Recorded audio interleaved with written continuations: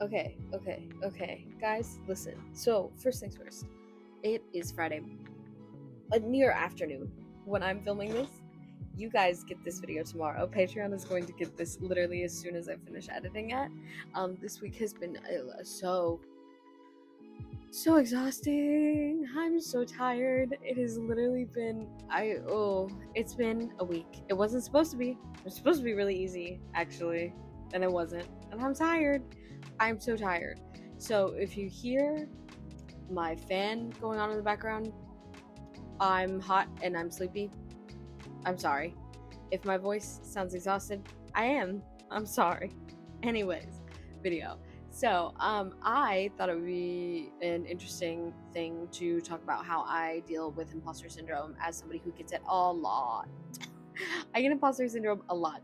It goes hand in hand with art block for me. Just so many different things. That feeling that it's like, that makes no sense. Why do you like my art? I don't believe you. I don't like it. How do you like it? That doesn't make sense. I'm fake. You want to pay me for my art? Why? It's bad. It's not bad. Okay?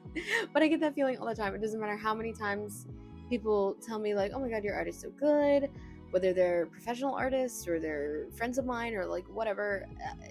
I deal with this feeling at a near constant. But I think I have found a few different tips, a few different tricks up my sleeve so that when I start to feel that little demon occurring, I can stomp him out. I can stomp him out. So, 5 tips for dealing with imposter syndrome as somebody who gets it all of the time.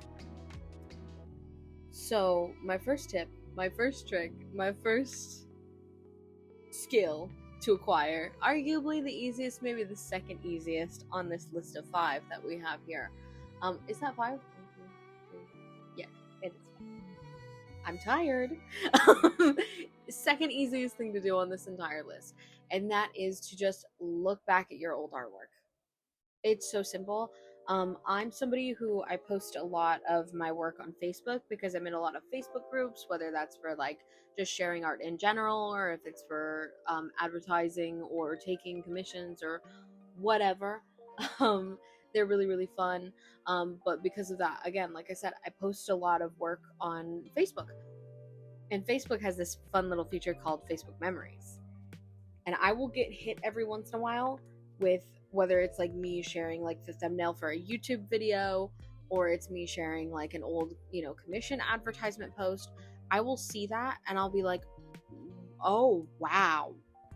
Remember this morning when I woke up and I was like, wow, my art's terrible. I don't know how anybody ever gives me money or anything ever for art. I don't know why anybody would want anything I've ever made. And then I'll go see a Facebook memory and I'll be like, never mind, my art's great. I've come very far.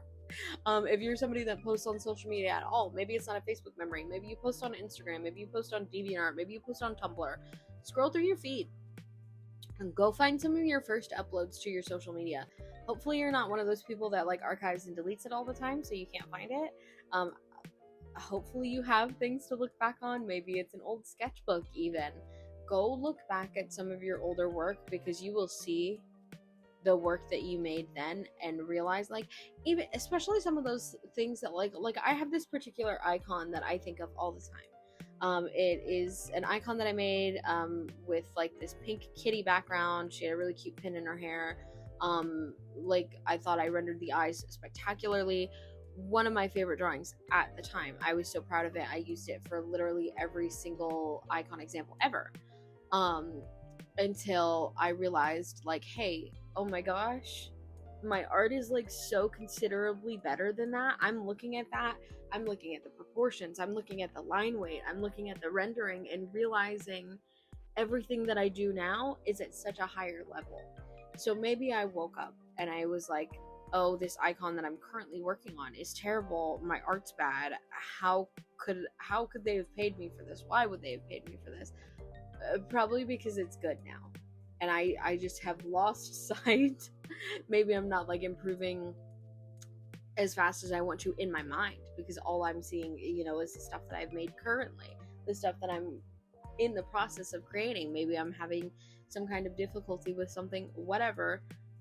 Look look back at what I was making prior, and I can see that my art is drastically improved, and therefore it is not as bad as I thought it was.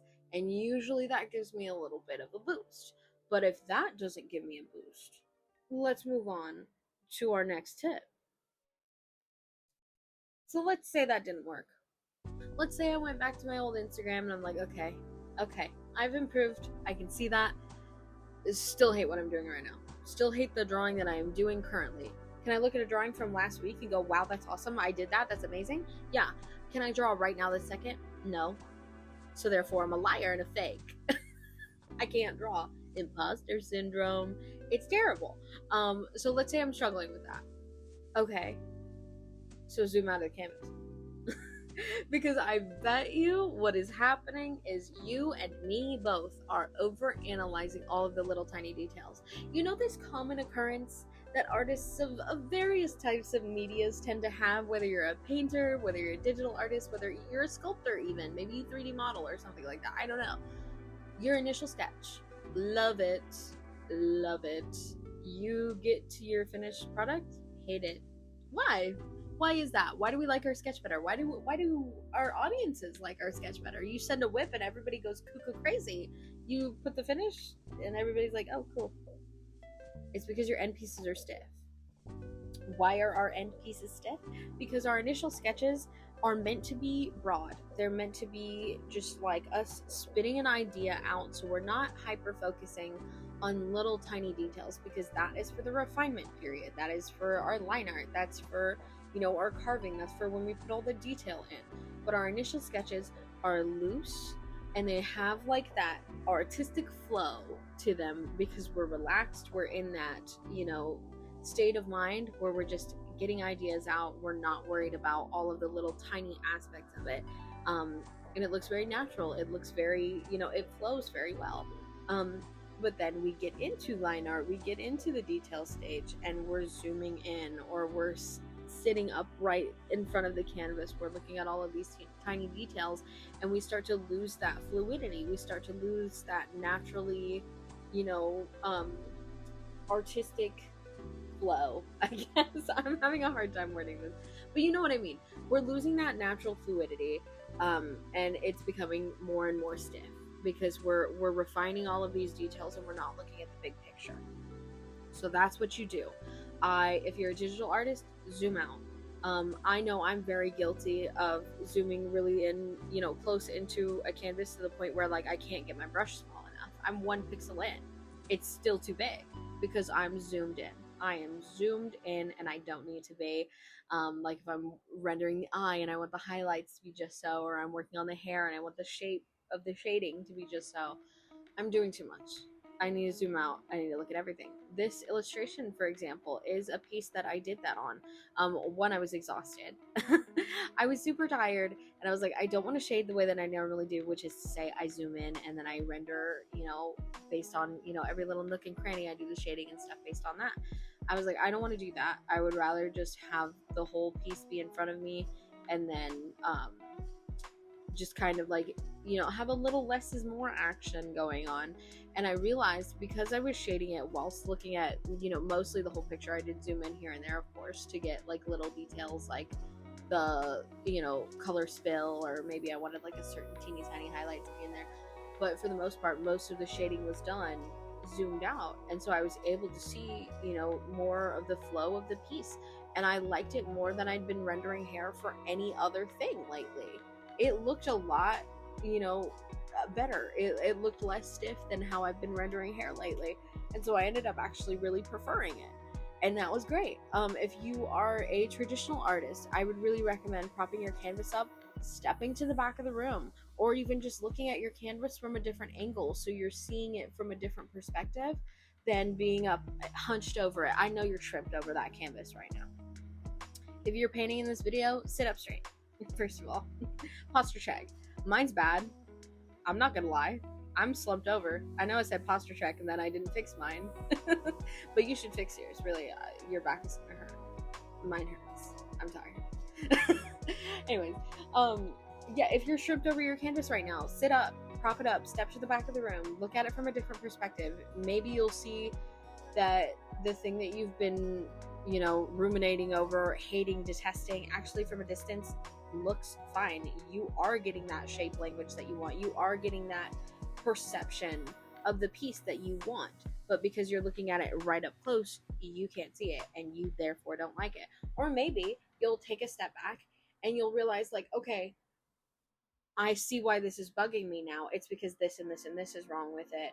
And now because I'm looking at the broader picture, I can see that more clearly than just me like hunched over, you know, growling at my paintbrush because I'm like, I can't tell what's wrong with this. Something is wrong with it and I don't know what. Step away. Zoom out. Stop fiddling with it. Stop fiddling with it. And this can be extended into our next one. Number 3, perhaps we need to advance it a little bit. So let's move on. Let's say we zoom out. Let's say we step away from the canvas and it still looks jacked. There's still something wrong with it. And we can't figure it out. I'm about to pull my hair out. What's wrong with this piece? I can't figure it out. I hate it.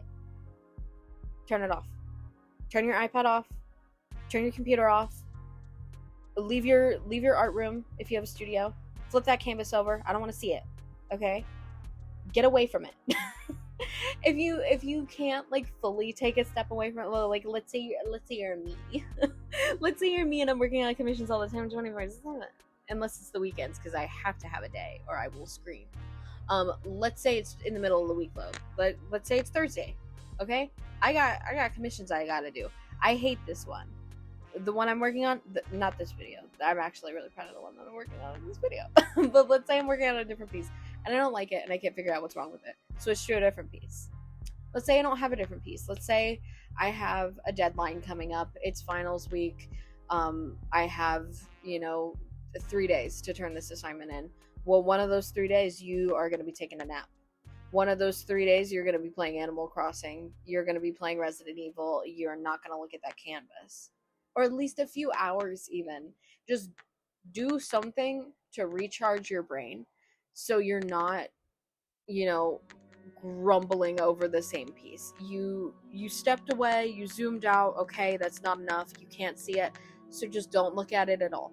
Put it out of your brain. Take it out of your mind. Go play a game, go take a shower, go eat some lunch, go do something away from that piece. Don't think about it, don't look at it, put it out of your mind in its entirety. I guarantee you when you come back to it, you'll be like, oh, I don't know what I was tripping about. It's actually fine. Or maybe you come back and similar to when you step away, maybe you come back to it and you're like, oh, that's what it is. That's what's bothering me. I am not, in fact, a terrible artist. That circle is just not round. That line is just not straight. Or, the perspective on this is skewed. I will be able to see what is wrong. And then I can fix it. And it's fine. So yeah, I highly recommend, if stepping away does not work, just block it out entirely. You don't get to look at that piece for a little bit. And if that doesn't work, then my dear friends, we have come to desperate measures. We have come to desperate measures, and the lesser of the two desperations is to just ask for it. It's hard. Ask for reassurance. I know. It's hard. It's terrible. It's stressful. Maybe you're good at it. Maybe you are. If you are, then I recommend you do it. If it's harder for you, do it anyway. Do it scared. That's a new trendy thing to say. I say trendy, but it'd be working on me too. I have to admit. I'd get that tattooed on me. I'm so do it scared. Go ask your friends for reassurance. Have a group chat where you guys send each other whips and jump in there and be like, guys, does this look terrible? Or am I crazy? Am I insane? Yes? Okay, thank you for helping me. Does it look good? Yeah? Okay. Does this thing look bad? What part of it is bad? Help me. Have somebody with a different perspective on that piece tell you. Because it is so easy to get in your own head and be like, everything I make is terrible. Oh my gosh. Because we are looking at it from our perspective only. Ask your friends. Ask your clients. Send a whip. If you're taking a commission and you're like, oh my god, I'm such a fake because I actually can't draw and this piece looks terrible, send your whip to your client and be like, hey, this is where it's at right now. I'm struggling in this particular area. I don't really know how I feel about it. And then your client will tell you one of two things. Hey, you're out of your mind. That looks amazing. Or, hey, I see what you mean. Maybe we can try this. And they'll give you a suggestion. Or maybe they'll be like, yeah, I see what you mean. Keep working at it. It's fine. I trust you because they trust you. That's why they gave you money to make a thing. Believe it or not. It's amazing. I know, it's crazy. But yeah, it feels terrible sometimes to ask for reassurance, whether it's from your friend or from your clients or from your family even. If you're working on a piece from your classmates, if you're in school, your teachers, whatever it is that you're working on, ask for reassurance. A fresh set of eyes will really help. I ask my partner all the time. I'll be like, hey, this looks busted. Does this look busted? And then they'll be like, no. Or they'll be like, yeah, that looks busted. Here's why it looks busted. And he'll be like, oh my gosh, thank you. And now I can fix it. But also, why did you say it looked busted? Just like having a different perspective, having somebody else that can see it will really, really help. So it's hard, but do it. And now we've come to our last resort. This one is drama. Okay, this one is dramatic. I'm so serious. This one is your most desperate of measures. It is not one that I recommend, but on the occasion, it does help. And that is to acquire some type of God complex. Let's say we've asked a friend. We've said, hey, here's this piece that I'm working on. It's for my final. I hate it. Help me. And they look at it and they're like, it's really good. What don't you like about it? And maybe you say, I hate this about it. I don't like this about it. Everything about it is awful. And then they're like, actually, that's fine. I guess I see what you're talking about here, but it's really not bad. Especially because we are on a time limit. I honestly wouldn't even bother with it. It still looks amazing. It is very good. You did a good job. Let's say they tell you all that. They give you all the reassurance, the affirmation. And you're like, you're a liar. Why are you lying to me? Why are you straight up? Why are you lying to me right now? And that's not working. You've asked for reassurance. You've taken a step away. Your deadline is in an hour and a half. You have to finish this piece, okay? Or maybe not an hour and a half. Let's say you have 24 hours left to finish this piece, right? You gotta lock in. You have to lock in. You have to just believe. Belief is a powerful magic, my friends. You have to believe that you are a good artist. Even if you don't in that moment, just be like, never mind. Actually, I'm really good at everything and I'm such a good artist. So, I can absolutely do this. It's not a big deal. It's not hard at all. I had to do that for this line art. I'm not kidding. This piece that you guys are looking at right now, I was doing the line art and I was like, this is actually really hard and I'm getting really stressed out. I need to finish this though. So I was like, never mind. Line art's easy. It takes me like 20 minutes. Oh, lo and behold, the line art was easy. It took me 20 minutes because I said that it would. I literally just told myself that, hey, this thing that I normally struggle with that makes me want to kick and scream, it's not hard. It's easy. What do you mean? I don't have a hard time with line art at all. It's easy. It's my favorite part. Boom, done. And then it's done. Sometimes this works. This is why I say this is my most drastic of measures. And that's because when you get in your head like that, and then you say, this is what's going to go down, and then it doesn't go down. My friends, welcome to Art Block. You're there. You're there. You're done though. And I will eventually have tips for Art Block when I figure out how to get out of it. I'm not in it right now, thank God. But man, I've been there. 2024 or was it 2023? There was I swear a year where I had like an entire year's worth of Art Block. And I do not know how I got through that year. I genuinely, this is my job. It's my job to make silly little YouTube videos. It's my job to make commissions. It's my job to make prints and stickies. Which, by the way, did you know I make prints and stickers and I have a Patreon? Did I tell you that? Patreon.com/EddieScribs, Coffee.com/EddieScribs, Everything.com/EddieScribs. That's me. I do that stuff. Anyways, also subscribe while you're here, because you should. I'm sleepy and it would make me feel better. Thanks. Anyways, sometimes it'd be like that. But sometimes this make you lock in. Sometimes this is the key. But again, it is a last resort. If you're on tip number 1 and it doesn't work, do not even think about coming over here. Okay? This is not the one. You will wait. You will look at your old art. You will zoom out of that canvas. You will talk to your friends. You will play a relaxing and or violent video game, depending on what your mood may be in this particular moment. For me, I'm about to Resident Evil it in here this weekend. I'm so tired.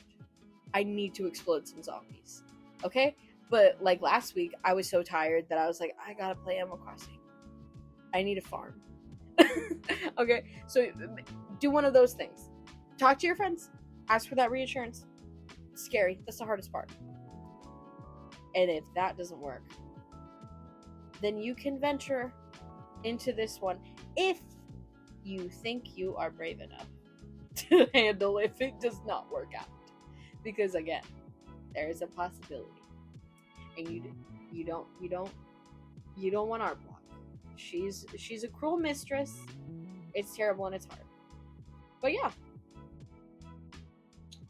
These are my tips for attempting to survive imposter syndrome. And at the end of the day, you might not escape. And if that is the case, if you are stuck there and you're like, hey, why am I doing this? Can I do this? Yeah, you can. There's your reassurance. For free from me. Yes, you can. You're just having a bad day. Whether it's a bad art day or just a bad day in general. Take care of yourself. Recharge more than just playing a video game for an hour. I mean, genuinely go do all of the things to take care of yourself. Download Finch. This isn't sponsored. Download Finch. I'm so serious. Go brush your teeth. Go wash your hair. Go take care of that little bird. It will save your life.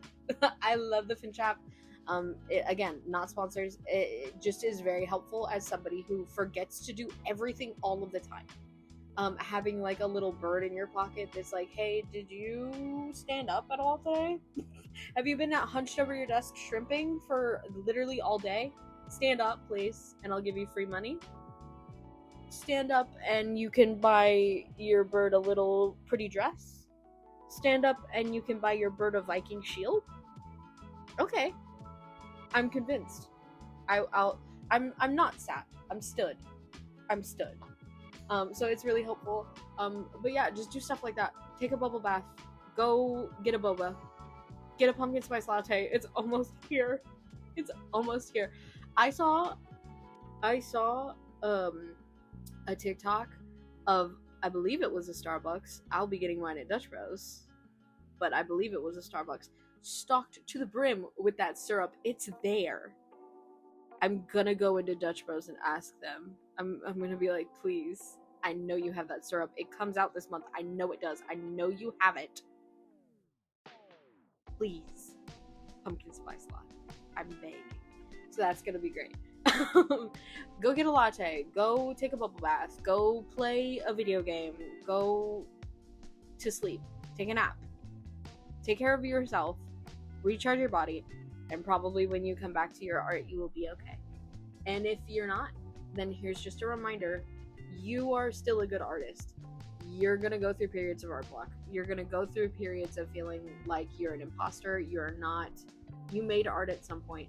Anybody at any skill level is an artist. At the end of the day, you are an artist. You made art. That's amazing. That's fantastic. Especially in this day and age when AI is all over the place. If you make AI, you're not an artist. Sorry, you don't count. But everybody that actually does sit down and tries to make art, you're an artist, and I'm so proud of you. You're genuinely good at what you're doing, regardless of what skill level you're at.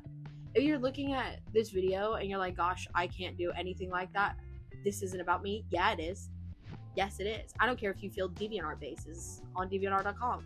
Do people still do that? Do we still do bases on DeviantArt, guys? If we do, you're still an artist. You're still an artist. If you are tracing things on, I'm aging myself. If you're tracing DeviantArt bases on MS Paint, you're still an artist.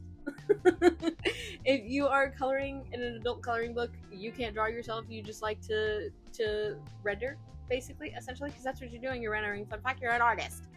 Enjoy. You're doing really good. I'm proud of you. Unless you're drawing in that weird one. You know what I'm talking about. Then you're not an artist. You're a weirdo. I'm gonna stop talking. This is by far one of the most... I feel like as the year has progressed, my voiceovers have been getting more and more chaotic because I have been getting more and more chaotic as a person. Maybe that's fun, maybe that's silly, maybe you guys like that energy, maybe it's crazy because my videos used to be super chill and relaxing. Have you guys noticed that shift? Do I still have chill videos? Should I do more? Should I bring back speed paints to chill too? I haven't done those in a long time. This video is a mess. I'm tired. It's almost 12. Actually, it is 12. I need to get this video out for Patreon. I need to get this video out for you on YouTube. If you are still watching somehow, why? Thank you. Subscribe. I'm not even kidding. My mic died. As if this video couldn't get any more chaotic, my mic died. So I had to turn my fan off. I'm gonna melt and die. I would end this video here, but first, before I end the video, I have to say thank you to my patrons as well. All of you lovely people on screen here, you guys are amazing. Thank you for supporting me and my crash outs, apparently, because is that what's happening? I literally don't know. Thank you guys for supporting my art. Thank you for supporting my imposter syndrome. Thank you for making videos possible, even if I am very sleepy while I do them. Because I'm still gonna do them because I love making them for you. So thank you for that. Again, if you're still here, cool, slay, whether you're a patron or not. I really appreciate you. I love you guys so much, and I'll see y'all in the next one. Bye.